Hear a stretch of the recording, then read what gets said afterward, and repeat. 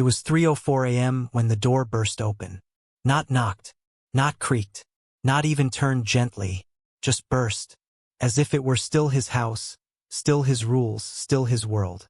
The door swung wide with a wooden groan and struck the stopper hard enough to rattle the frame. And there he stood, Mike, barefoot, shirt stained with sweat and something darker. Beer, I think.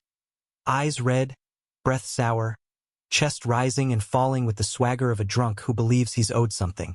He didn't ask. He didn't hesitate. He just declared it like law. "This is my room," said with all the weight of possession, entitlement, inheritance.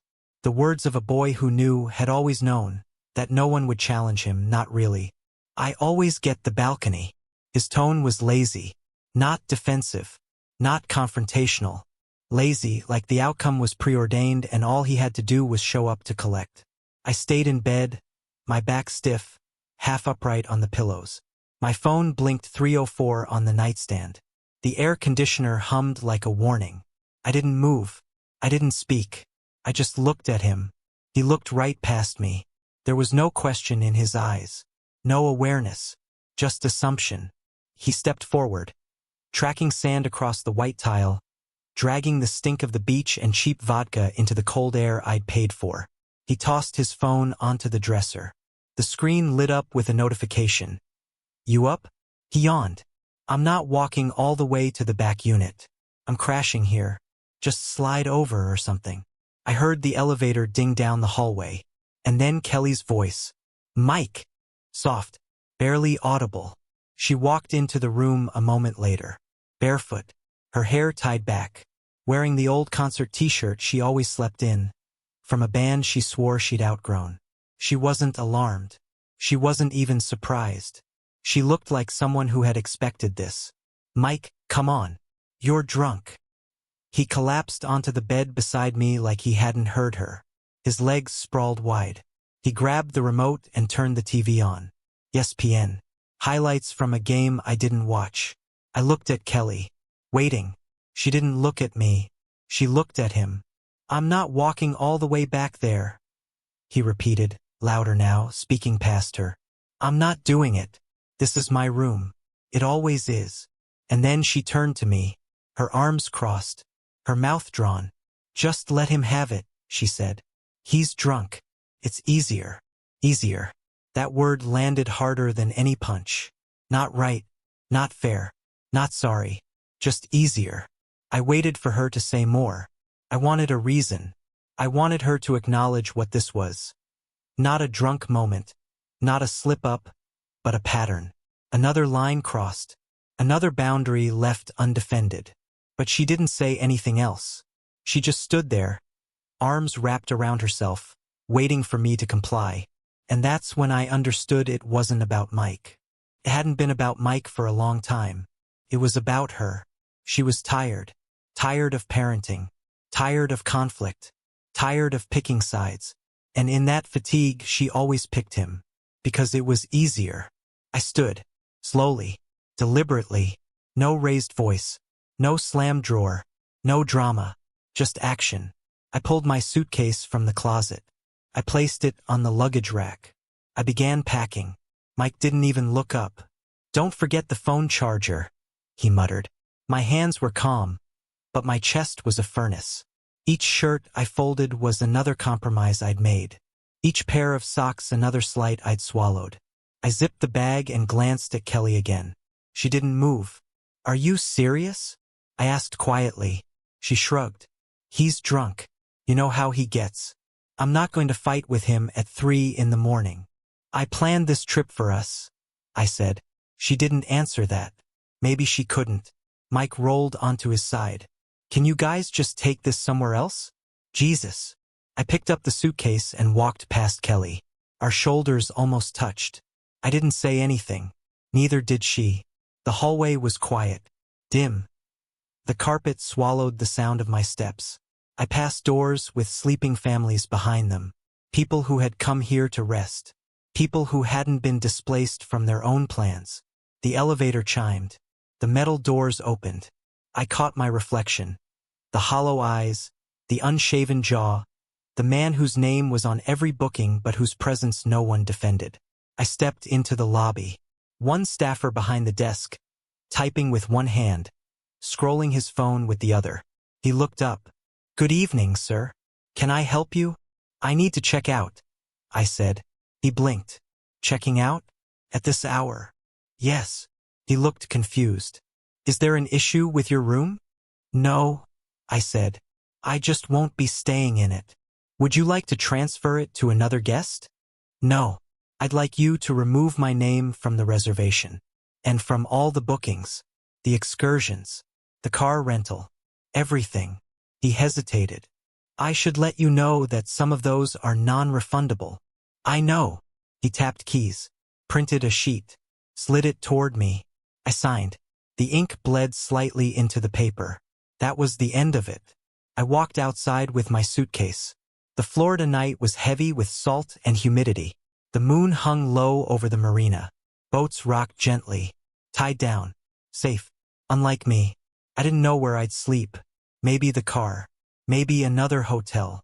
I didn't care, because in that moment, I saw the entire shape of my marriage. This wasn't about a bed. This wasn't about a night. It was about years. About decisions made in silence.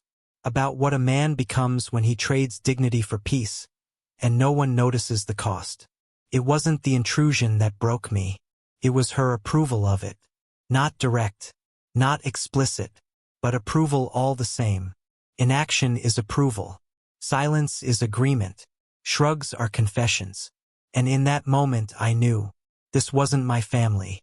This wasn't my place. I was the guest. And it was time I left like one. I didn't sleep that night. I walked until the sun rose, first through the marina, then down side streets lined with palm trees and hushed rental homes, their porches bathed in the blue glow of motion sensor lights. I passed shuttered diners, beach shops with sun-bleached t-shirts in the windows, gas stations where truckers stood in flip-flops in silence. Everywhere I went, I thought, this is mine. The hotel, the room, the car parked 3 stories up in the garage. The trip, the money, every part of it had passed through my hands. Every detail booked, paid, arranged. No one had asked Mike what room he wanted. No one had asked him to plan an itinerary. He hadn't contributed $1. He hadn't offered a word of thanks. He had only shown up and taken. And still he was handed the bed, the view, the peace, because it was easier. I found a bench near the water and sat there until the world began to warm.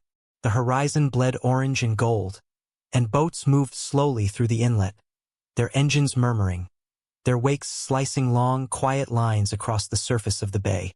A couple jogged past me, holding hands. They were laughing. He said something to her that made her toss her head back and smile. She touched his arm. I looked away.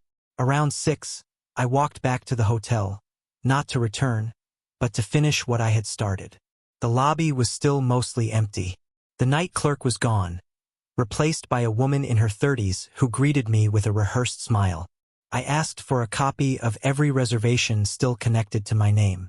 She printed them without question. I took the papers to one of the lounge chairs near the front windows. I opened my laptop, logged into every service. Flight confirmations, dinner reservations, activity bundles, 2 jet skis reserved for Wednesday, a parasailing appointment for Thursday, kayaks and paddleboards, a spa package under Kelly's name, sunset cruise tickets for the last night of the trip. All gone.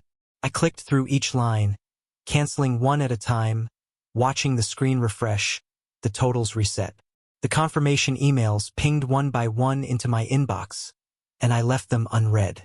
Then I logged into the rental car portal. I changed the reservation to Kelly's name and removed my credit card.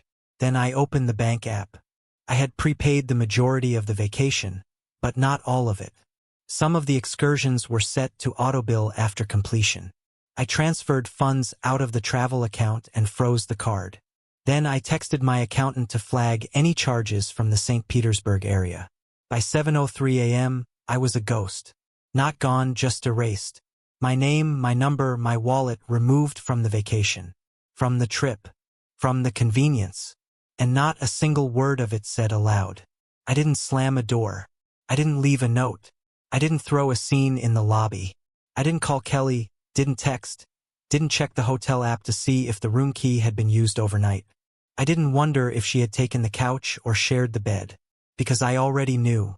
The moment she said, "It's easier," she made her choice, and now I had made mine. I walked to a nearby diner, ordered coffee and eggs I didn't touch.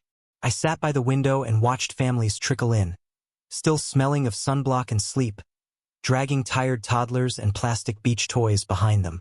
Fathers held strollers with one hand and takeout menus with the other. Mothers wiped syrup from cheeks and kissed foreheads with absent-minded grace. I sat alone. When the check came, I paid in cash and left a 20 on the table without thinking. The waitress smiled and said, "Have a nice vacation." I said, "It's over." Then I walked out, back to the street, back to the sun, back to nowhere. I checked into a different hotel across the causeway. One of those extended stay places with a kitchenette and a parking lot that smelled like rubber and cigarettes. No balconies, no waterfront, no charm, just quiet. The woman at the front desk asked how long I'd be staying. I said, "Not sure yet." She handed me the key. I walked up the stairs, not bothering with the elevator. The room was stale, clean enough but tired, like it had seen too many men like me. The bedspread was a color no one could name. The walls were painted in defeat. I set my suitcase down and stared at the bed for a long time. Then I sat. Then I lay down. And finally I slept. It was late afternoon when I woke to the sound of my phone buzzing. Not a call, just a text.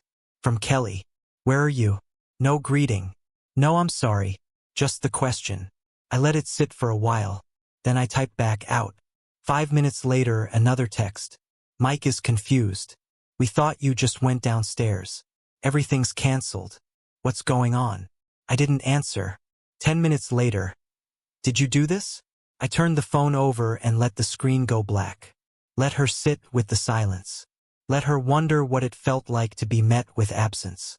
I imagined her pacing the room, looking at the papers I had left behind, watching Mike grow agitated as the pieces started falling out of place. No reservations, no rentals, no balance on the card they were using, no fallback, nothing to stand on, because I had been the floor. I had always been the floor, and the floor had moved. By evening, my phone lit up again. Another message. This one from Mike. "What the hell? Why would you cancel everything?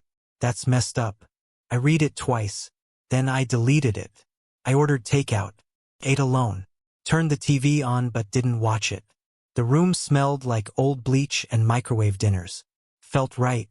Not good. Not clean. But right. Because for the first time in years, I wasn't paying to be disrespected. And that was something. At midnight, another message from Kelly. "We need to talk." I didn't reply, because I had nothing left to say. I had already said it, in every form of quiet they had ignored. In every compromise, every night I let it go. Every weekend I paid and stayed in the background. Every time I made room for a boy who saw me as furniture and a woman who saw me as insurance. I had spoken their language. I had swallowed their silences. Now they could taste mine. This wasn't revenge. This wasn't a tantrum. This was a decision. A decision made without noise, without spectacle, without anything they could spin into guilt. It was simple. I was done. They would wake up the next morning and find the car wouldn't start, because the gas card had been deactivated. The boat tour they were counting on wouldn't let them board. The lunch reservation wouldn't exist. The hotel clerk would tell them the room was no longer prepaid. They would look at each other. Then they would look at her. And she would realize. The man who had stayed silent for years had finally acted. Without a scene. Without a fight. Without asking for permission. Because I had finally understood what she'd been telling me all along.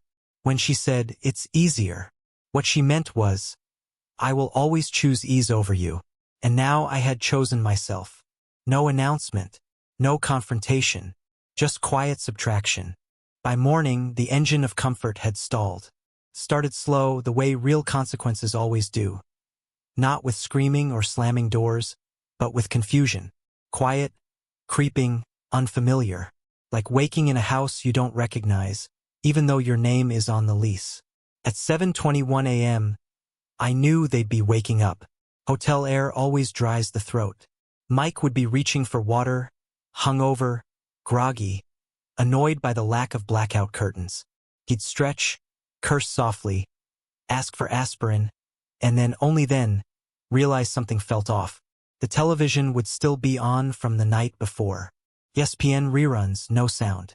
The light blinking on the remote. But the room would be cold in a different way. He'd call out for Kelly. She'd stir on the pull-out couch, assuming that's where she slept. Or maybe she'd crept into bed beside him after I left. I don't know. I don't need to. What I do know is the moment when he'd say, "Wait, where is he?" And she wouldn't have an answer. They'd try to charge breakfast to the room. Denied. They'd try to pick up the jet skis at the dock. Reservation canceled. No payment on file. They'd argue, say it was pre-booked, that it had already been paid for, that this wasn't supposed to happen. And the staff would apologize with polite, empty eyes and point to the new record. No card on file, no room under that name, no active guest account. Back in my room, a smaller, dimmer place 2 miles inland. I brewed bad coffee in a plastic machine and watched the sun scrape across the parking lot. It reflected off windshields and oil slicks. People loaded coolers into cars. Kids argued over sunscreen. A man in a wrinkled polo shirt dropped his wallet in the gutter and cursed under his breath. He looked up, caught my eye through the window, and gave me a nod, like men do when they don't know what else to do. At 8:42 a.m., my phone buzzed. "Kelly, did you really cancel everything?" I stared at the screen, then locked it again. At 8:50, "Why would you do this? You just left? What are we supposed to do?" I sipped the coffee. Bitter, metallic, undrinkable. Still, I kept sipping. At 9:04, the front desk said the room isn't under your name anymore. They said they can't authorize anything. What is going on? Then, at 9:06, a shorter one. Just 3 words. "Call me now." I didn't. At 9:17, Mike's name appeared. A rare thing. He didn't call often. He didn't need to. Everything he wanted came to him without question. Without thanks. I let it ring until it went silent. He didn't leave a message. Instead, a text. "This is some BS. You can't just leave. What kind of man does that?" That one made me pause. Not for what it said, but for what it revealed. The fear behind the bravado. The beginning of understanding. A boy realizing the floor beneath him wasn't made of concrete. It was bone. By 10:15, the text stopped. That's how you know the panic has changed shape. When it's no longer anger, no longer urgency, just silence. The kind of silence that happens when a child realizes no one is going to fix it for them. I went for a walk around the block. The Florida heat was already brutal. The humidity stuck to my skin like guilt. But I welcomed it. It reminded me I was real, that I had weight, that I was still something. Back at the hotel, I showered slowly, dressed, ate a stale granola bar from the vending machine. Then I sat with my notebook, not to write poetry, not to document my feelings, but to list every account tied to their lives and mine. Cell phones, streaming subscriptions, car insurance, a backup Netflix login that only Mike used, Venmo transfers, Amazon Prime. Line by line, I logged in, canceled, revoked, changed passwords, removed access. The more I erased, the more I saw it, my role in numbers, in charges, in quiet, invisible scaffolding that held their days up like stage lights. I had been the current in the wall, and they had only noticed me when the lights went out. At noon, I walked into a nearby branch of my bank, sat across from a woman with long red nails and a fake smile. I told her I wanted to freeze 2 accounts, remove my name from a joint card, set up alerts for any charges attempted by anyone other than me. She asked if I wanted to file fraud claims. I said no. "They're not criminals," I told her. "They're just used to me being stupid." She blinked, didn't ask for more. She typed, printed forms. I signed. When I left, the sun had dipped slightly west. It cast shadows like prison bars over the sidewalk. I walked slow. I breathed in the heat. At 1:33 p.m., Kelly texted again. We're stuck. The rental place won't give us the car without your ID. They said the reservation's gone. We have groceries. We have nowhere to go. She didn't say I'm sorry. She didn't say you were right. She didn't even say please. Just, we're stuck. I sat on a bench outside a closed nail salon and watched a lizard crawl across the window. Then I texted back. For the first time, there's a rideshare app on your phone. Use it, or call the other parent. 5 minutes passed. 10. Then, are you serious? You're gonna let us just sit here with no way to get around? Mike has plans. We had dinner set up. Another text. Why are you doing this? What did we do that was so bad? That one stayed with me. Not because it was manipulative. Not because it was blind. But because it was honest. She really didn't know. They really didn't understand. Because the thing about sacrifice is this. If it's done right, no one sees it. They just expect it. Like air. I gave them everything, and they mistook it for nothing. Now they were choking. And I was miles away, breathing easy. That night, I ate at a cheap diner alone. The waitress was tired. She called me Han. Her apron was stained. She filled my coffee 3 times without asking. I left a tip that made her pause when she picked it up. She said, "You didn't have to." I said, "That's the point." Back at the hotel, I lay on the bed and stared at the ceiling fan. I thought about the word easier. That word still rang in my head, like a church bell. She had said it so casually, so gently, as if it were a virtue, but I saw it for what it was. Surrender dressed in soft clothes. It's easier to let him take what he didn't earn, to let me step aside, to watch me pack without asking me to stay. Easier than conflict, easier than fairness, easier than love. And now I was the one choosing ease. The next morning, I checked my phone out of curiosity. No messages, no missed calls. They had stopped trying. They had given up, not because they accepted it, but because they didn't know how to win without me losing. That was always the game. The bed in the hotel room was stiff, narrow, nothing like the soft, high thread count mattress I'd paid for at the other place. But when I rolled over and closed my eyes, I slept. Because there's a kind of peace that follows a final decision. Not joy, not relief, just stillness. And stillness is better than noise. Much better than noise. It was 3 days before anyone said the word sorry. But by then, it didn't matter. The damage was done not with fire, but with silence. With indifference. With every quiet approval that had preceded this collapse. And now they stood in the wreckage of their own comfort, looking for the man who used to clean up the mess. But I wasn't there. I stayed in that off-brand hotel with the humming fridge and the stiff sheets. I walked each morning through parking lots that smelled like rubber and bleach. I ate at diners where no one knew my name, paid cash at gas stations just to avoid recognition, sat alone in public places like a man slowly returning to the earth. And I waited, because I knew what was coming. Not a confrontation, not a scene, but need. That's the real reckoning. When people realize they're not angry, they're dependent. It started with Mike. Not a call. He never called. He sent a message like a business memo. Short, formal, cold. I can't get into the room. They said we owe a balance. Why is this happening? I didn't respond. 3 hours later, I'm not trying to fight. I just need the access reinstated. Please. I let it sit. Then Kelly's messages started again. We're running out of time. The hotel manager says they need payment by noon or they'll remove our things. I told them you would. She didn't finish the sentence. Because even in her panic, she couldn't bring herself to say it. You would pay. She was still operating from the old framework.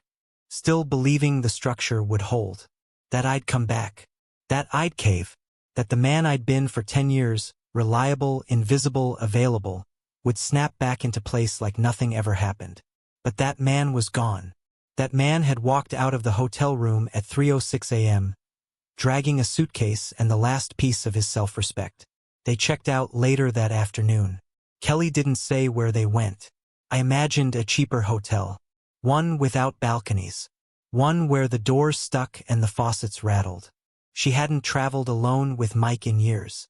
Not since he was 11. Not since I'd started handling everything from flights to car rentals to the pain she didn't want to face. Now it was hers again. All of it. And mine was mine. That night my phone rang. Not a text. A real call. I let it buzz. Once. Twice. Then silence. An hour later, a voicemail appeared. Kelly's voice. Tight. Quiet. Full of the kind of restraint people use when they're trying not to cry in public. Michael. I don't know what to say. I know you're angry. I know it wasn't okay what happened that night. I should have said something. I should have defended you. But I was just trying to avoid a scene, and I didn't think it would go this far. Mike is scared. We're both scared. We don't know what to do. Please call me. Please. I didn't call. Because she didn't say the word. Not wrong. Not sorry. Not forgive me. Just scared. They weren't remorseful. They were uncomfortable. And they wanted comfort. They wanted the world to go back to what it was. The quiet rhythm where I paid, I planned, I stayed out of the way. But that rhythm had been broken. And I wasn't their metronome anymore. By the 5th day, the money ran out. Mike's texts turned frantic. I need gas. I have no way to get to the airport. Can you just transfer enough for the ride back? That's it. Nothing else. I swear. Then, it's just $100. You spent more than that on dinner last time. Come on. Don't be like this. Then, please, please. I get it. Okay. I was out of line. You didn't deserve that. Just help me get home. That was the first apology. From him. Not from love. From fear. I didn't respond. They eventually found their way home without me. Maybe she called her ex-husband. Maybe they maxed out a credit card. Maybe they took the bus. I don't know. I didn't ask. When I walked through the door of our house 3 days later, the silence was suffocating. Kelly was in the kitchen. Mike wasn't home. She turned when I came in, eyes wide, mouth open. But no words came out. I set my keys down on the counter. She reached for me, hesitated. I didn't know what to say. She whispered. You said enough. We stood like that for a long time. Her hands trembling, her eyes shining, her voice catching on apologies that didn't land. I made a mistake, she said. No, she hadn't. She had made a decision. Mistakes are accidents, I said. You stood there and watched it happen. Her face cracked then, like a dam starting to leak. She sat down, held her head, whispered something about stress, about how hard it had been, how she didn't want to lose both of us. You didn't lose me, I said. You gave me away. That night we didn't speak. The house was quiet, but not peaceful. The kind of quiet that follows a bomb. Furniture untouched, but nothing is the same. Mike didn't come back for a week. When he did, he didn't look at me. He moved through the house like a tenant, like someone paying rent in shame. He didn't slam doors anymore. He didn't demand anything. He didn't even ask what was for dinner. He knew.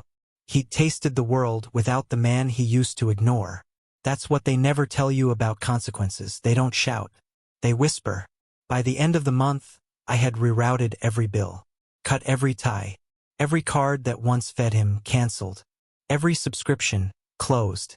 Every cushion I once built, gone. And nothing collapsed. He survived. Just not in the way he was used to. Kelly tried for a while. She cooked more. Touched my hand at the sink. Asked how my day was. But it was always one step too late. One apology short of healing. Because some fractures don't heal with glue. They have to be acknowledged. Named. And she couldn't name what she'd done. She just wanted it to fade. As if time would do what truth wouldn't. But I remembered every moment. Every look. Every shrug. Every silence that told me you're replaceable. They had used the word family like a sedative, something to dull the pain, to excuse the imbalance. But I saw it now for what it was. Family isn't blood. It's protection. And they hadn't protected me. Not once. So I protected myself. In the weeks that followed, the space between us widened. No fights. No fireworks. Just distance. I began spending more time outside the house. stayed later at work, took weekend trips alone. When I came home, the lights were still on, the food was still warm, but the temperature had changed. Because I had changed. I didn't smile as much. I didn't ask questions. I didn't make suggestions. I gave them what they had always acted like they wanted.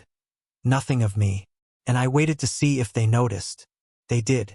Kelly cried more often. Quietly. In the bathroom. In the car. Mike grew pale. He worked longer shifts at his part-time job. I heard him on the phone with friends, trying to explain what had changed. But he didn't have the language for it. Because this wasn't a punishment. It was clarity. I had removed myself from their equation. And now they had to do the math. I never raised my voice. I never slammed a door. I never gave them the satisfaction of a meltdown. Because what I did was worse. I stopped carrying them. And that silence was louder than any scream. It has been 4 months. Mike is still here. Still quieter.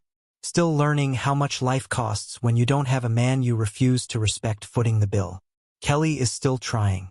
I think she means it, but she can't unmake what she allowed. As for me, I'm not bitter. I'm awake, and that's worse than bitter. Because now I know. They never saw me as a father. Only a function. And when I stopped functioning, they panicked. That's not family.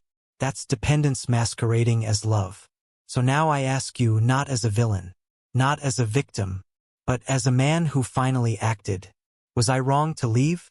Was I cruel for stepping out of the machine when no one cared I was breaking inside it? Or did I finally do what they never would? Draw a line. One they couldn't cross. And one I wouldn't erase.